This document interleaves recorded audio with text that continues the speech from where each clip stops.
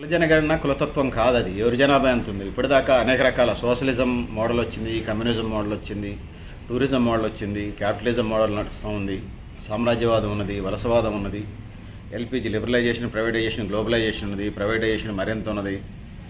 ఇన్ని ఇదులు ఈ దేశ ప్రజలు 100కి 60 నుంచి 70% అట్లా చెప్పాల్సి వస్తే 70% పైగా ప్రజలకి న్యాయం జరగలేదు అని మనం చెప్పుకోక తప్పదు. సోదరులారా, సోదరిమణులారా, సో ఆ విధంగా ఉన్నటువంటి పరిస్థితులు మనం చూస్తూ ఉన్నాం. కుల జనగణన చేయటం అదేదో కులతత్వాన్ని ప్రేరేపించినట్టు అంటున్నారు. ఈ ఒక ఆయన వ్యాసం రాస్తాడు, ఆధిపత్య కులాల లేకపోతే ఆధిపత్య భావజాలంతో కలిగినటువంటి వ్యక్తి. ఆయన ఈ దేశంలో కుల జనగణన చేస్తే కులతత్వాన్ని పెంచి పోషించినట్టుగట. మరి ఆయన ఇంట్లో ఇంటర్ క్యాస్ట్ మ్యారేజ్ చేయడు, ఇతరులను అయితే దగ్గరకు రానియడు. వాళ్ళ ఇంట్లో ఏమన్నా ఇంటర్ క్యాస్ట్ మ్యారేజ్ జరిగినాయా, కులాంతర వివాహాలు జరిగినాయా, ఇతర కులాలతో ఏమైనా బంధుత్వాలు కలుపుకున్నారా? కానీ వచ్చి చెప్పేటప్పుడు మాత్రం శ్రీరంగ నీతులు బాగానే చెప్తారు, ఆచరించడానికి మాత్రం సాధ్యం కాదు. కొద్దిమంది ఆధిపత్య కులాలు అగ్రకుల ఆధిపత్య కుల భావజాలంతో వాళ్ళ భావజాలం కలిగినటువంటి కొద్దిపాటి గుమ్మస్తాలు ఎవరైతే ఉన్నారో, గుమ్మస్తా పనిచేసేవాళ్ళు, వాళ్ళు ఎవరైతే మానసిక బానిసలు అంటారో వాళ్ళని, ఈ మానసిక బానిసల బ్యాచ్ ఎవరైతే ఉన్నారో కుల జనగణనని వ్యతిరేకిస్తూ ఉన్నారు. కుల జనగణన వ్యతిరేకిస్తే వాళ్ళు దేశద్రోహులు అని చెప్పేసి బీసీ సమాజం స్పష్టంగా చెప్తా ఉంది. సో బీసీలందరూ ఈ మాట కట్టుబడి ఉన్నారని తెలియజేస్తూ ఉన్నాను. కుల జనగణన చేస్తే మీకు వచ్చిన తప్పే ఉంది, మీకు వచ్చిన ఇబ్బంది ఏముంది? మేము 100కి 70% ఉన్నాం. మా జనాభాని 5 దశాబ్దాలకు అడుగుతా ఉన్నాం, 50 ఏళ్ల పైబడి. మా జనాభా ఎంత ఉందో లెక్కండి, మాకేమన్నా వాటా రావాల్సింది ఉంటే ఇవ్వండి అని అడుగుతున్నాం.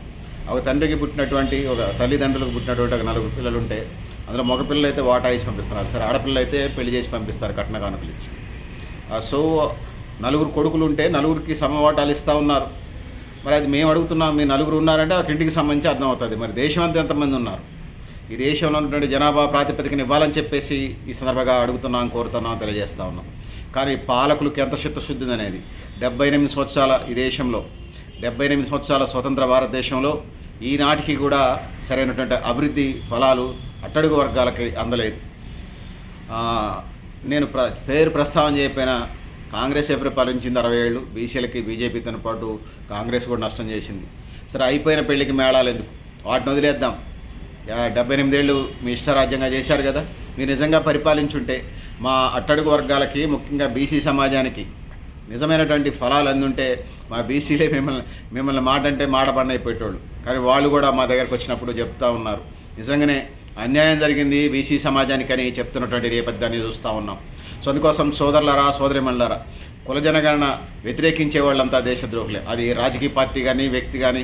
వ్యక్తులంటే సామాన్యులు వదిలేస్తాం, కానీ లీడర్షిప్ స్థాయిలో ఉండి సామాన్యులు, అట్టడుగు వర్గాలు, పేదలు ఎవరన్నా తెలిసి తెలియంతరంతో మాట్లాడితే చూసి చూడనట్టు వదిలేస్తాం. కానీ నాయకత్వ బాధ్యతల్లో ఉండి, పార్టీ బాధ్యతల్లో ఉండి, ప్రజాప్రతినిధులుగా ఉండి మాట్లాడితే మాత్రం సహించేది లేదనేది ఈ సందర్భంగా హెచ్చరిస్తూ ఉన్నాం, తెలియజేస్తూ ఉన్నాం.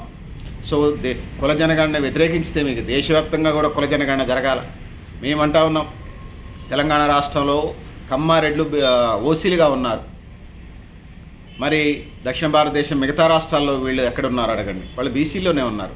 అంటే ఇక్కడ కమ్మారెడ్డిని ఈనట్టుగా ఇతర దక్షిణ భారతదేశంలో ఉన్న ఇతర రాష్ట్రాలు ఏదైతుందో, కేరళ, తమిళనాడు, కర్ణాటకలో బీసీలు ఉన్నారు కాబట్టి వాళ్ళకి ఇవ్వద్దని మేము అంటలా. సమస్త బీసీలకి మనం అంటా ఉన్నాం, మేము ఈ దేశ అభివృద్ధి కారకులం, ఈ దేశ మూలవాసులం, ఈ దేశాన్ని అభివృద్ధి చేయమని కోరుతా ఉన్నాం. ఈ దేశాన్ని అభివృద్ధి ఫలాలు అట్టడుగు వర్గాలకు అందాలని కోరుతా ఉన్నాం. అందుకోసం అయిపోయిన పెళ్లికి మేళాలు అక్కర్లేదు, జరిగింది ఏదో జరిగిపోయింది, ఎక్స్క్యూజ్ చేస్తున్నాం, క్షమించుతున్నాం, వదిలేస్తున్నాం. కానీ ఇప్పుడు కూడా కాదు అంటే చెల్లదు.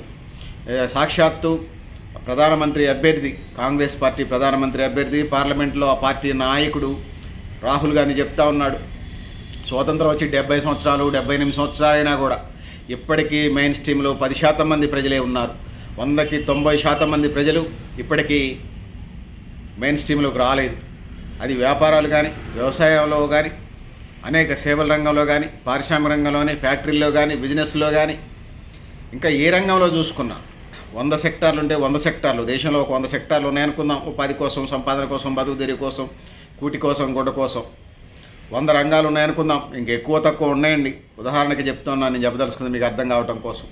ఈ 100 రంగాల్లో 10% మంది ప్రజలే ఉన్నారని చెప్పేసి 90% మంది మెయిన్ స్ట్రీమ్లోకి రాలేదని చెప్తా ఉన్నారు. మేము అదే చెప్తున్నాం. తెలంగాణ రాష్ట్రంలో 10 కులాలు భారతదేశంలో ఒక 20-25 కులాలు మాత్రమే ఎప్పటిదాకా పెత్తనం చేస్తూ ఉన్నాయి. యాడనో చుక్క తిరిగి రాలిపడ్డట్టు మోపులన్నీగా వరి పన కోసిన తర్వాత మోపులు కట్టి గూడేసేటప్పుడు ఎక్కడో అక్కడో కంకి అక్కడ కంకి మిగిలిపోద్ది. దాన్ని పరిగేరుకుంటారు. ఎకరం పొలం అంతా ఏరినా కూడా 4 కేజీలు కావు. అట్లాంటన్నా 1 ఇతర బీసీలకి బహుజనులకి ఇస్తుండొచ్చు. కానీ నిజమైన అభివృద్ధి బీసీ జాతులకు సంబంధించి బీసీలకు సంబంధించి అందలేదనేది ఇక్కడ నేను తెలియజేసుకుంటా ఉన్నాను. సోదరులారా సోదరిమణులారా, 100కి 70% ఉన్నటువంటి బీసీ జనాభా దేశవ్యాప్తంగా అభివృద్ధి ఫలాలు కూడా అందాలని తెలియజేస్తూ ఉన్నాం. దేశంలో సంపద సృష్టిస్తూ ఉన్నారు. జిఎస్టీకి సంబంధించి పన్నులకు సంబంధించి దేశం ప్రపంచంలోనే 5వ స్థానంలో ఉందని చెప్తా ఉన్నారు. ఇది 3వ స్థానానికి పోతుందని చెప్తా ఉన్నారు. సో అంటే ఒకడేమో ఈ దేశంలో రోజుకి 500 కోట్లు సంపాదిస్తాడు, ఇంకొక సామాన్య రోజు డైలీ వేజ్ వర్కర్ అయితే ఉన్నారో రోజువారీ కూలీ రోజుకి 500 కూడా సంపాదించలేడు. కానీ అగ్రిగేట్ చేసినప్పుడు ఇద్దరి జీతాలు అగ్రిగేట్ చేసినప్పుడు 5,500 వస్తుంది. 5,500 అగ్రిగేట్ దాన్ని విభజన చేస్తే 250 కోట్ల 250 రూపాయలు వస్తాయి. సో ఇది పరిస్థితి. అంటే నిజంగా 500 కోట్లు సంపాదించేవాడు 500 అంటే ఇక్కడ నేను చెప్పదలుచుకుంది 500 కోట్లు సంపాదించేవాడు రోజుకు 500 సంపాదించేవాడు ఇద్దరు ఒకటిగా అగ్రిగేట్ చూపిస్తున్నటువంటి లెక్కలు అవి మతలబు లాజిక్లు మ్యాజిక్లు తప్పితే నిజంగా ఈ దేశంలో ఉన్నటువంటి అట్టడుగు వర్గాలకి, ఈ దేశంలో ఉన్నటువంటి నిజ వర్గాలకి, ఈ దేశంలో సబ్బండ వర్గాలకి అందలేదు. ముఖ్యంగా జనాభా ఎక్కువ ఉన్నటువంటి 100కి 60 నుంచి 70% అట చెప్పాల్సి వస్తే 70% ఉన్న ప్రజలకి అందట్లేదు అనేది ఇక్కడ నేను తెలియజేస్తూ ఉన్నాను. సో ఆ విధంగా దీన్ని మనన చేయాలని చెప్పేసి మనం చేస్తూ ఉన్నాను. ఈ దేశంలో కులాలు లేనట్టుగా మాట్లాడుతూ ఉన్నారు. ఈ దేశం ప్రజాస్వామ్యం ఆర్థిక అభివృద్ధి ఈ దేశంలో ప్రజాస్వామ్యం ఆర్థిక అభివృద్ధి అగ్రకుల ఆధిపత్య భూమిగా నిర్మించబడ్డాయి. భారతదేశంలో ఈరోజు దళిత బహుజన వర్గాలు అగ్రకుల వర్గాల మీద అగ్రకుల ఆధిపత్య కులాల ఆధిపత్యాన్ని ప్రదర్శిస్తూ ఉన్నాయి. దీన్నే అగ్రకుల తత్వంగా చెప్పవచ్చు. అగ్రకులాల వారీగా మ్యారేజ్ బ్యూరోలు పెట్టుకుంటారు, కులాల వారీగా జాబ్ మేళాలు పెట్టుకుంటారు. ఫలానా కులం వాళ్ళు మాత్రమే రావాలి, వాళ్ళకే జాబులు ఇచ్చుకుంటారు ఆ కంపెనీల వాళ్ళు పైన వాళ్ళు ఎవరైనా ఉంటే. సో ఇట్లా దీన్ని కులతత్వం కాదు, ఇది దేశ ఐక్యతకు భంగం కలగదు. దేశ కుల జనగణన చేస్తే ఈ దేశంలో అసలు అభివృద్ధి ఎంత జరిగింది, ఎంతమంది వెనకబడి ఉన్నారు అని అడిగితే మేమేమే కొన్ని కులాలను అడగట్లా. ఇప్పటికే ఎస్సీ ఎస్టీ ఉపకులాలకు సంబంధించి అభివృద్ధిని అడుగుతూ ఉన్నాం. వాళ్ళ రాజ్యాంగం ప్రకారం వాళ్ళ జనాభా ఎంత ఉందో తెలుసుకుంటా ఉన్నారు, ఆర్థిక అభివృద్ధిని గణన చేస్తూ ఉన్నారు. మేము ఓన్లీ బీసీలే కాకుండా సకల కుల జనగణన అడిగాం. ఈ దేశంలో ఓసీ బీసీ ఎస్సీ ఎస్టీ ఎవరైతే ఉన్నారో వాళ్ళందరికీ సంబంధించి సకల కుల జనగణన చేయమని అడిగాం. ఇందులో అన్యాయం ఏమున్నది, అధర్మం ఏమున్నది, ఇందులో పేదలు ఎవరున్నారో ధనికులు ఎవరున్నారో తెలిసిపోద్ది కదా.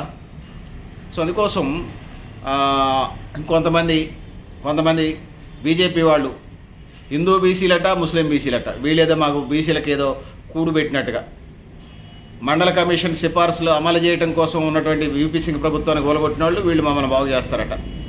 వీళ్ళ చరిత్రలో ఎప్పుడైనా బీసీలకు న్యాయం చేశారా, బీసీలను అభివృద్ధి చేశారా? మీకు నిజంగా దమ్ము ధైర్యం ఉంటే బీజేపీ పార్టీ వాళ్ళు మీకు నిజంగా చిత్తశుద్ధి ఉంటే ఈ దేశ పరిపాలిస్తున్నారు కదా, మీకు నిజంగా దమ్ము ధైర్యం ఉంటే చేసింది మీరు శ్వేతపత్రం విడుదల చేసేయండి. ఇప్పటిదాకా మీ పార్టీ పుట్టిన దగ్గర నుంచి ఇప్పటిదాకా జనసంఘ దగ్గర నుంచి ఇప్పటిదాకా నిజంగా మీకు చిత్తశుద్ధి ఉంటే మేము కాంగ్రెస్ని 60 ఏళ్ల బట్టి అని తిడతా ఉన్నాం, 70 ఏళ్ల బట్టి అని తిడతా ఉన్నాం. మాకు చేయలేదు కాబట్టి మా కడుపులో ఆక్రోషం ఉంది, బాధ ఉంది కాబట్టి అరుస్తూ ఉన్నాం, తిడతా ఉన్నాం.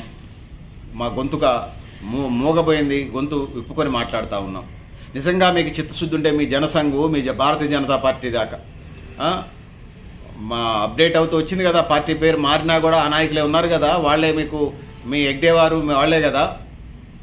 వాళ్ళంటే నాకు వ్యక్తిగతంగా గౌరవం ఉంది. కానీ ఈ దేశంలో బీసీలకు బీజేపీ చేస్తున్న అన్యాయాన్ని చూసినప్పుడు బాధ కలుగుతూ ఉంది. అందుకోసమే మాట్లాడాల్సి వస్తూ ఉంది. సో కులాల గురించి మాట్లాడితే కులతత్వం అవుతుంది. నేను ఏ పార్టీ అయినా బీజేపీ కాదు ఏ పార్టీ అయినా బీసీ కుల జనగణనని వ్యతిరేకించే వాళ్ళంతా కూడా దేశద్రోహులు తప్ప మరొకటి కాదని ఘంటాపథంగా చెప్పగలను. నిజంగా దేశద్రోహులే వాళ్ళు. మీరెవరండి మా కులాల జనాలు లెక్క చేయమంటే? మీరెవరు? మళ్ళీ బూతులు వస్తూ ఉన్నాయి, ఎడుగు పుట్టినోళ్ళు మీరంతా. మా కుల జనగణన మేము చేయమంటే మీరెవరండి? మేము అడుగుతున్నాం కదా 100కి 70% ఉన్న ప్రజలు, మీరెవరు వద్దంటారికి? విభజనలు అంటున్నారు. మీరేమైనా ఇంటర్ క్యాస్ట్ మ్యారేజ్లు పెట్టుకొని నిర్మిస్తూ ఉన్నారు ఆ దేశాన్ని? మా పేదరికానికి వచ్చినప్పుడు మీరు ఎప్పుడైనా కూర్చొని సాయం చేశారా ఈ 78 ఏళ్లలో? అంతకు ముందు కానీ రాజరికాలు పోయి ప్రజాస్వామ్యం వచ్చినా కూడా మా నోటికాడ కూడే రాకపోతే వచ్చేటువంటి రిజర్వేషన్లు తన్నకపోయారు మీ కాంగ్రెస్ వాళ్ళు, బీజేపీ వాళ్ళు, ఎర్రజెండాలతో సహా. మాకు ముద్ద పెట్టేకాడికి వచ్చేసరికి మీకు సంబంధించిన ఆధిపత్య కులాలకి, భూస్వాములకి, జమీందారులకి, రైతు బంధువులు, ఇంకా బంధువులు, ఆ బంధువులు, ఈ బంధువులు, ఇండస్ట్రియల్ క్యారిడార్లు ఇవన్నీ పెట్టాల్సి వస్తే వరల్డ్ బ్యాంక్ నుంచి, IMF, ఇంటర్నేషనల్ మానిటరీ ఫండ్ నుంచి అయినా డబ్బులు తీసుకొచ్చి వాళ్ళకి ఇస్తారు. సబ్బన్న వర్గాలు ఎవరైతే ఉన్నారో బీసీలు, బహుజన సమాజానికి మాత్రం రూపేయాలంటే మీ మనసు ఒప్పదు. ఇది మీ నిజస్వరూపం. ఏదైనా ఇయ్యాల్సి వచ్చినప్పుడు మళ్ళీ సూడో డైలాగులు, సూడో మేధావుల డైలాగులు కొడుతూ ఉంటారు. ప్రజలంటే సోమరపోతులు అవుతారంట. నిజంగా ప్రజలు సోమరపోతులు అయితే ఇంత ఉత్పత్తి ఎలా జరుగుతుందో మీరు చెప్పాల్సిన అవసరం అయితే ఉన్నదనేది ఈ సందర్భంగా డిమాండ్ చేస్తున్నాం. ఈ మధ్య ఒకడు సోషల్ మీడియాలో పోస్ట్ పెట్టాడు. ట్యాక్స్ పేయర్స్ అసోసియేషన్ అట, ట్యాక్స్ పేయర్స్ నిర్ణయించిన ప్రకారమే ఈ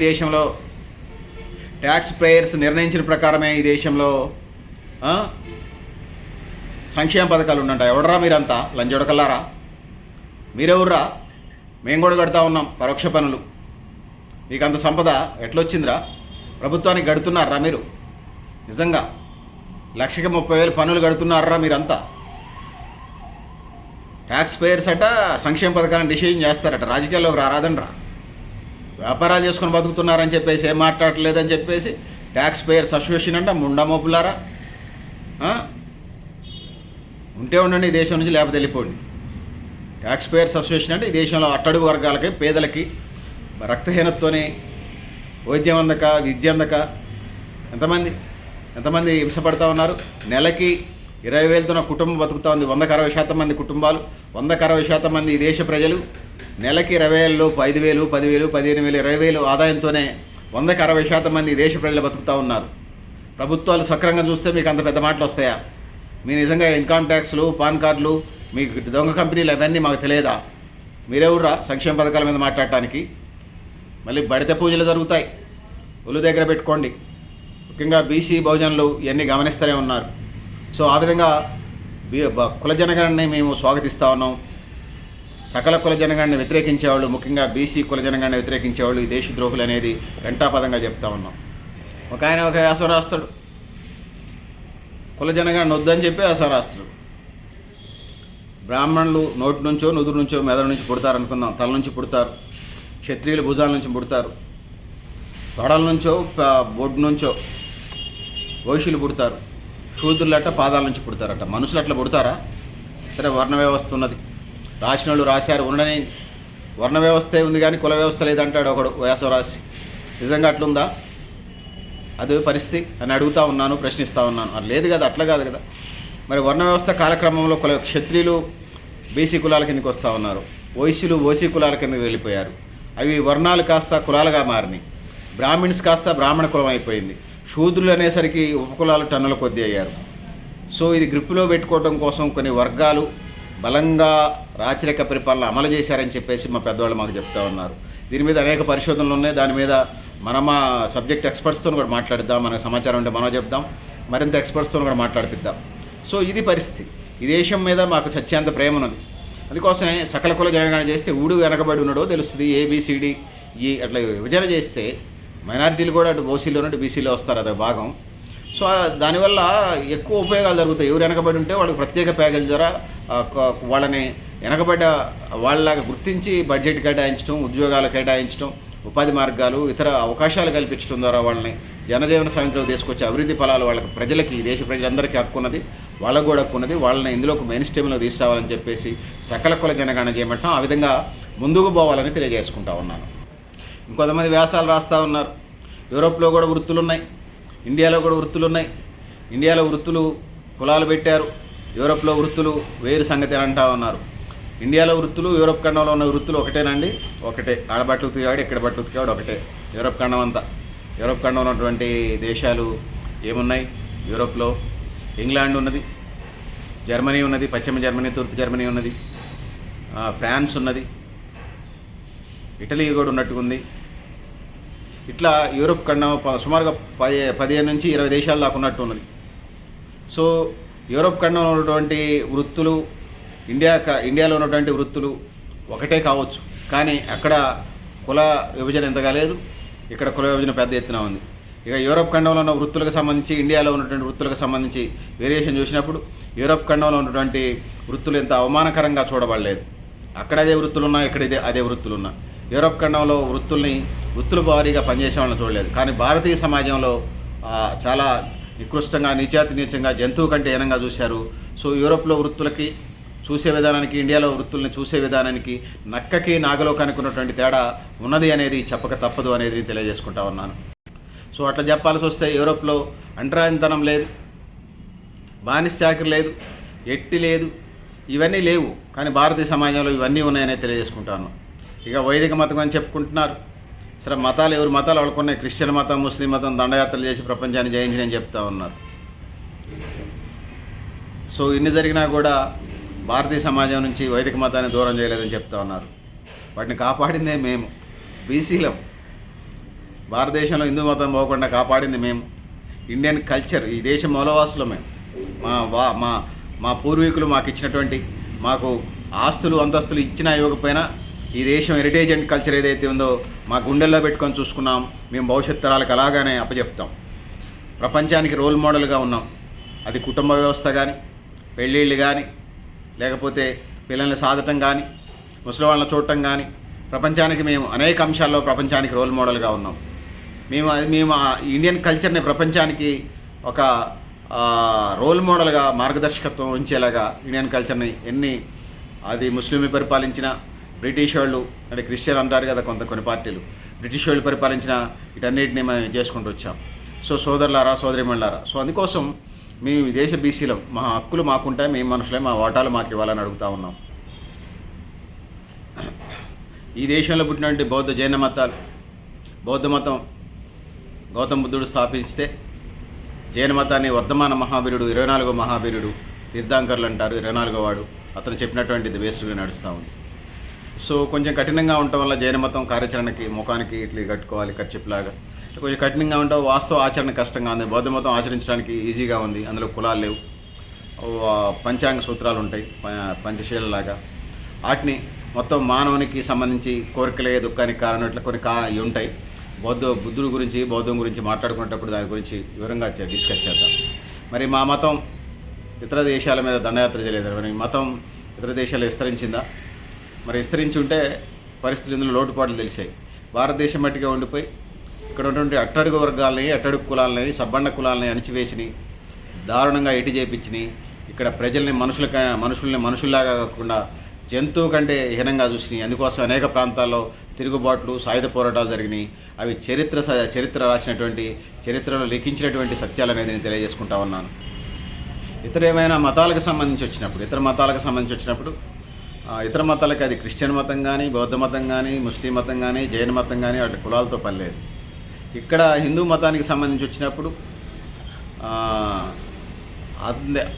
అతనిదే కులం, సప్తమంలో ఎవరో ఒకరితో జన్మ వంశం ఉండాలి. అది గోత్రం, ఏం గోత్రం అంటే మాది పశ్చిమల గోత్రం, రజక్ కులం, పలానా హిందూ మతం. సో ఇట్లా రకరకాల ఇవి ఉండాలి కాబట్టి వాళ్ళకి విదేశాలు ఇవన్నీ ఉండవు కాబట్టి హిందూ మతంలోకి రాలేదు. ఇప్పుడు ఏదో లిబరలైజ్ చేసినట్టున్నారు. సో ఇది అది విస్తరించకపోవడానికి కారణం ఇదనే తెలియజేసుకుంటా ఉన్నాను. సో 1931లో బ్రిటిష్ వాళ్ళు కుల జనగణన చేసేటప్పుడు ముస్లిమేతరులు, క్రిస్టియనేతరులను రాసినప్పుడు వాళ్ళని హిందూ అని పెట్టినట్టుగా మనకు అర్థమవుతా ఉంది. సో మతాలుగా విడిపోయారు, దేశంలో ప్రజల కులాలుగా మతాలుగా విడిపోయారని అందులో మనకు చెప్తా ఉంది. హిందూ మతం బ్రిటిష్ వారు చేపట్టిన సెన్సస్ నుంచి పుట్టింది. అరబిక్ రచయిత ఆల్ బైరూని మొదట హిందూ పదాన్ని భౌగోళిక అర్థం స్ఫురించేటట్లుగా రాసినట్టుగా మనకి చరిత్రలో అర్థమవుతా ఉంది. సో భాషా సంస్కృతుల పరంగా అది వాడుకలోకి వచ్చింది. బ్రిటిష్ పాలకులు జనగణన చేసినప్పుడు ముస్లిమేతరులు, క్రిస్టియనేతరులను హిందువులుగా గుర్తించడం జరిగినట్టుగా మనకి చరిత్ర ఆధారాల ప్రకారం తెలుస్తూ ఉంది. స్థానిక మతాచారాలు, దేవుళ్ళు హిందూ మతం కిందకి తీసుకురావడం జరిగింది. సో ఇదైతే కరెక్ట్ కాదు. 19వ శతాబ్ది వైదిక సాంస్కృతిక ఉద్యమం దానికి తోడైంది. సో అయితే వైదిక మతం భావజాలం, హిందూ మత భావజాలం చలామణిలోకి వచ్చింది. వాస్తవానికి ప్రాంతీయ దేవుళ్ళు ఎవరైతే ఉన్నారో దేవతలకు ఎటువంటి సంబంధం లేదు. మనం చెప్పొస్తే గ్రామ దేవతలు వేరు. అట్లా చెప్పాల్సి వస్తే కొమరెల్లి మల్లన్న వీరభద్రుడికి, అదేవిధంగా ఎల్లమ్మ తల్లి, మైసమ్మ తల్లి, గోండులకు నాగోబా, లంబాడేలకు మోరమ్మ, చెంచులకు మల్లయ్య, శ్రీశైలం, వైదిక మతంకి వీటికి సంబంధం లేదు. వీరంతా దళిత బహుజనుల పక్షాన పోరాటం చేసినటువంటి వాళ్ళు. వాళ్ళని దేవుళ్ళుగా తర్వాత వాళ్ళ అనాదిగా ప్రజల వారిని అనాదిగా పూజించుకుంటూ వచ్చారు. సో ఆ విధంగా వాళ్ళ వీరులు, వాళ్ళు పోరాట వీరులు, బహుజన పక్షాన పోరాటం చేసిన వీరమరణం చెందిన వీరులు వాళ్ళంతా దళిత బహుజనులు. వాళ్ళని ప్రజలు పూజించుకుంటూ వచ్చారు, వాళ్ళు దేవుళ్ళుగా చేశారు. అట్లా చెప్పాల్సి వస్తే హిందూ మతం బహుజనులకు సంబంధించినటువంటి, ముఖ్యంగా ద్రావిడియన్కి సంబంధించి, మనమంతా ద్రావిడులకు సంబంధించి చెప్పుకుంటాల్సి వచ్చినప్పుడు మేమంతా ద్రావిడులకు సంబంధించి మా గ్రామదేవతలు ఉన్నారు. ముత్యాలమ్మ, మైసమ్మ, పోలేరమ్మ, అంకాలమ్మ, తిరుపతమ్మ తల్లి, వీళ్ళంతా మా గ్రామదేవతలు. వీళ్ళని మేము పూజించుకుంటాం, వీళ్ళు మా దేవుళ్ళు. సో తీసుకొచ్చి కొన్ని వర్గాలు మా మీద ఇవన్నీ రుద్దిని అనేది చెప్పుకోక తప్పదు. సో ఇంకొక కోణంలో చెప్పాల్సి వస్తే ఈ దేశం ఏదో ఒక రోజు ఇస్లామిక్ దేశంగా మారుతుందని చెప్పేసి కొన్ని వర్గాలు ఆరోపణ చేస్తూ ఉన్నాయి. జాతీయోద్యమంలో భాగంగా హిందూ ఫాసిజమే దేశ విభజనకు కారణమని చెప్పేసి చరిత్ర పరిశోధకులు చెప్తూ ఉన్నారు. హిందూ ఫాసిజం బెంగాల్లో విభజనతో మొదలై 2020 నాటికి వికృత రూపం దాల్చింది. ఈ పరిస్థితిలో ముస్లిం ఒక వర్గం హిందూ ఆధిపత్య ఇండియాలో మనుగడ సాగించలేమనే భావానికి లోనైంది ముస్లిం సమాజం. అప్పుడు ముస్లిం అధిక సంఖ్యలో ఉన్నటువంటి ప్రాంతాలకు ప్రత్యేక ప్రతిపత్తిని ముస్లిం సమాజం కోరుకుంది. కానీ హిందూ నాయకులు ముస్లిం స్వయం ప్రతిపత్తిని ఇవ్వటం కంటే దేశ విభజన మంచిదని చెప్పేసి దేశ విభజనకైనా ఇవ్వడానికి యాక్సెప్ట్ చేశారు. కానీ హిందువుల ఎవరు కారణం అనేది హిందువుల ముస్లింలు అనేది చరిత్ర చెప్తుంది. సో దాని మీద ఒక అవగాహన రావాల్సిన అవసరం అయితే ఉన్నది. సో ముస్లింలను బూచిగా చూపించి హిందువుల్లో ఒక భయాన్ని సృష్టించి ఓటు బ్యాంక్ రాజకీయాలు చేసినటువంటి పరిస్థితిని మనం చూస్తూ ఉన్నాం.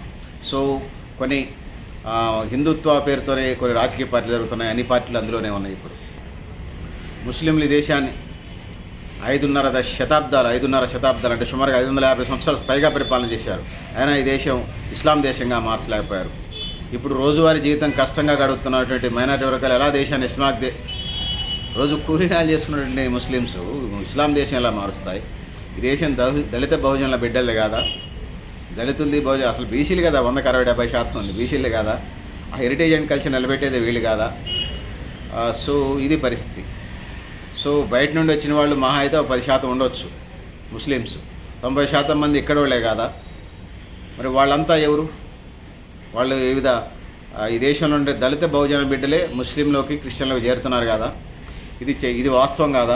దీని మీద చర్చ జరగాల్సిన అవసరం ఉండదు. అందుకోసం ఓవరాల్గా మేము చెప్పదలుచుకున్నది ఏంటంటే హిందూ బీసీలు, క్రిస్టియన్ బీసీలు, బౌద్ధ బీసీలు, జైన బీసీలు కాదు, ఈ దేశంలో ఉన్నటువంటి బీసీలు ఎవరైతే ఉన్నారో, నామ్స్ అండ్ జెండర్ ప్రకారం, నియమ నిబంధనల ప్రకారం బీసీలు ఎవరైతే ఉన్నారో వాళ్ళందరూ కూడా ఈ దేశంలో అట్టడుగు వర్గాలుగా ఉన్నారు. సకల కుల జనగణన చేయడం ద్వారా ఏ వర్గాలు దేశవ్యాప్తంగా, తెలంగాణ రాష్ట్ర వ్యాప్తంగా జరిగింది, దేశవ్యాప్తంగా కూడా జరగాలి. ఇప్పటికే బీహార్లో చాలా బాగా జరిగింది, తమిళనాడులో కూడా జరిగింది.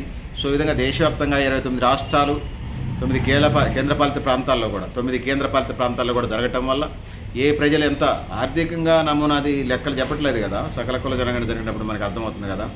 ఆర్థిక బేస్డ్గా ఎవడు చెప్పట్లేదు. ఏమైనా బంగారం ఉంటే అది లెక్కలకి రావట్లేదు. ఎవడు రైడింగ్ చేస్తాడు ఇళ్లలోకి వెళ్ళి ఇక్కడ దాచిపెట్టాడని. డబ్బులు అయితే అనవసరం బ్యాంకులో దాచుకుని అనుకోవచ్చు, కట్ల ఏదో ఒక బ్యాంకులో ఎవరి పేరు మీద ఆధార్ కార్డు లింక్ పెట్టి, పాన్ కార్డు లింక్ పెడుతున్నారు కాబట్టి. సో అందుకోసం సోదరులారా, సోదరిమణులారా, నేను చెప్పదలుచుకున్నది, సో బీసీ కుల జనగణన చేయమంటున్నాం. ఓవరాల్గా సకల కుల జనగణన చేస్తే ఎవరెంతమంది అనేది ఒక పిక్చర్ వస్తుంది. కాబట్టి ఆ వైపుగా మనం ముందుకెళ్లాల్సిన అవసరం తెలియజేసుకుంటూ, పెద్దలారా, మిత్రులారా, మీరు కూడా మీ అభిప్రాయాలను కామెంట్ బాక్స్లో రాయని తెలియజేస్తూ, నేను గరిడేపల్లి సత్యనారాయణ, న్యూ లక్ష్య ఆర్గనైజేషన్.